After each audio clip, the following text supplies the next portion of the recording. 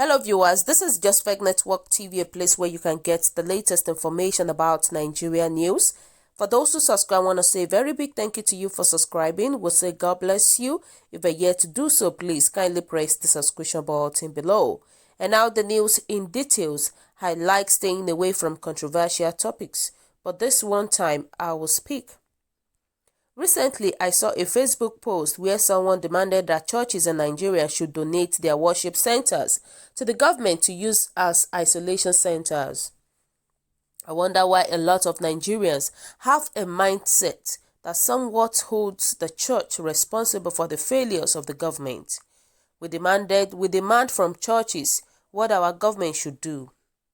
We criticize pastors that God called and revolt against them when we should spark a revolution against corruption and injustice from the politicians that we elected.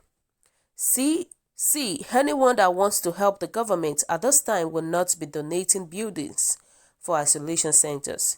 There are enough land and government properties in Nigeria that can be used for that purpose. Or didn't Lagos State convert Onikan Stadium to an isolation center with the help of GT Bank? In fact, the president has now directed that all stadiums and other government public facilities be converted into isolation center if needed. So you see, there are more cogent needs. For instance, each bed in an isolation center needs a ventilator, among many other things. Just one ventilator would cost between $10,000 to $25,000, depending on the quality. That's about 3.7 million to 9.2 million naira per ventilator. Now, to think that Pastor Adeboye donated 11 ICU beds, fully fitted with ventilators, to 3 states across Nigeria. Imagine how much went into that. Isn't that a laudable feat? Dr. Paul Enechi also donated medical supplies to the federal government. Tell me, what more do people expect? Why would pastors donate empty buildings to the government instead of focusing on more important things? Our hospitals are not well equipped. We need medical equipment and facilities. We don't need new buildings. We don't need churches to build. We don't need church buildings to be donated. Meanwhile, it is not the job of pastors to equip government hospitals. It is the job of the government. It won't be bad for a church to assist, like some pastors have done already, but we should rid ourselves of any sense of entitlement from pastors or churches. We should rather face our elected politicians and demand what we deserve. We cannot hold the church responsible for the failures of the government. How come we are not even talking about rich men that have refused to pay back federal government loans? We are talking of billions upon billions of naira here. No, people will rather pick on pastors. Really, it's unfair. Now on the side, do you know that Aliko Dangote, Femi Otedola, Folarunsho, Alakija, Segun Agbaje, Abdulsamad Rabiu, and Habat Wigi have donated 1 billion naira each to the Nigerian government to fight this pandemic? Sir, the government has an abundance of resources. The government has an abundance of resources, much more than any church can offer at this time.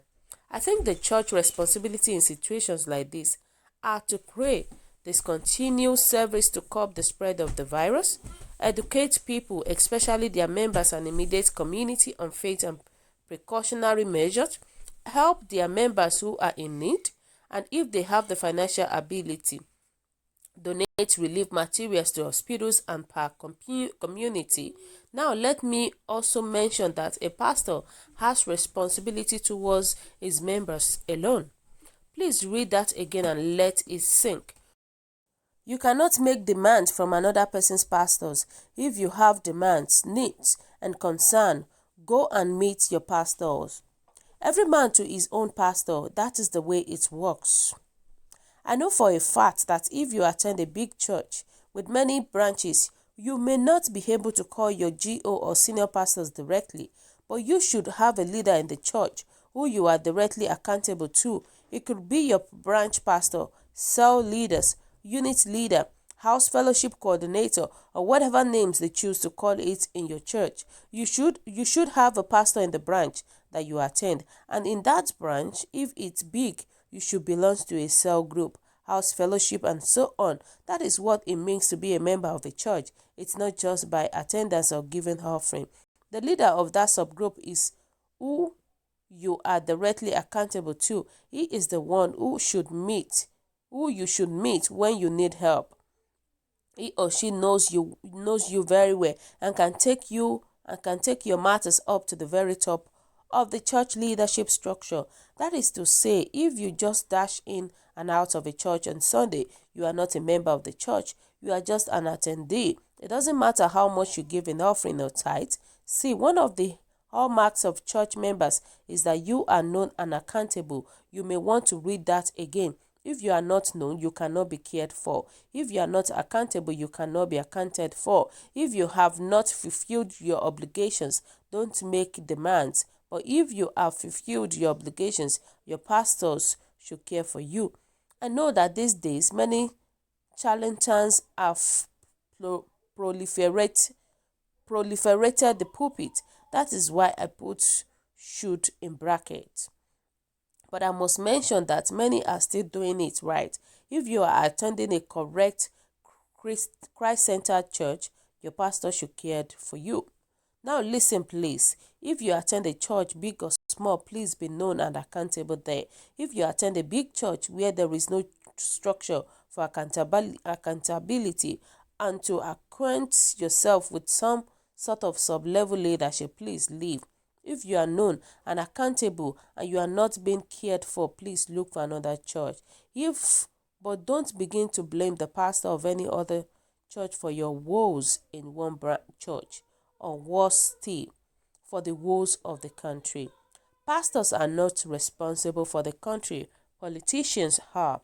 Pastors are only responsible for the people that they directly pastor. Please, let this truth stick with you and think twice before calling out any pastors. The ones we should collectively call to question are the politicians we elected. Written by Reverend Temilolu A. Aliyu. So guys, what is your own take about what Reverend Temilolu said? You know, this is a very good article. People are always looking for who to blame. We all know that, for their woes. Imagine leaving out a government you elected and putting the country blame on a man that even if he comes out to contest the election will not receive a single vote from you. That is not wisdom enough. It's not wisdom enough at all. Look at Muslims. Muslims have not donated anything for the country. What they do is just for them to fight. Now Nigerians need help now. No Muslims are coming out. But whenever we hear fight between Muslims and Christians, that is when you will see all these Muslim leaders coming out to say a lot of things. You can imagine. This is crazy. We all know that it is not the duty of a pastor to help the government. But if such pastor has enough, such pastor can be of help to his people, including the government. That is the thing. And that's the fact about it. And Nigerian said that, let me start by appreciating your courage for the way you started, but you later mix it all. Anybody that will say a pastor should donate a worship center for isolation is very wrong. How will the Muslims feel if the head of the Muslim asks every Muslims to donate their worship center for isolation? You will see the person that will say, even the president will tell him to come and explain what he means by that. But on the other respect, anybody that is not recognized in the church, even if the person is a member but does not go well with us as a Christian, and the other one where you said that every pastor should be the one to care for its members and that nobody should expect other pastors to care for them, do not also go down well with me. Because if we the minister should go by that, the love we preach may not have root in our members and those who is not yet a Christians. I actually support what this person said, because you can't say because the pastor does not care for you, you will have to leave the church. You are not in church because you want the pastor to care for you. You are in church because you want to serve your maker. You are in church because you are there to worship God, not pastors. Because there has never been a church that does not have their challenges. So any churches that you go, obviously there will always be some things that will discourage you not to go to that church. But I feel that shouldn't be an hindrance from stopping you for going to a church. And that is the thing. And they said that anybody looking at the church to handle the management of COVID-19 is a big fool. The church has tired on their own. The church has tired on their own. What happened to the recovered loot that runs in trillions of dollars and those owners of oil wells in Nigeria?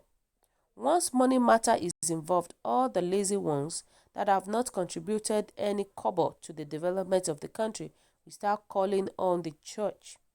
Please leave the church alone. They have tried enough.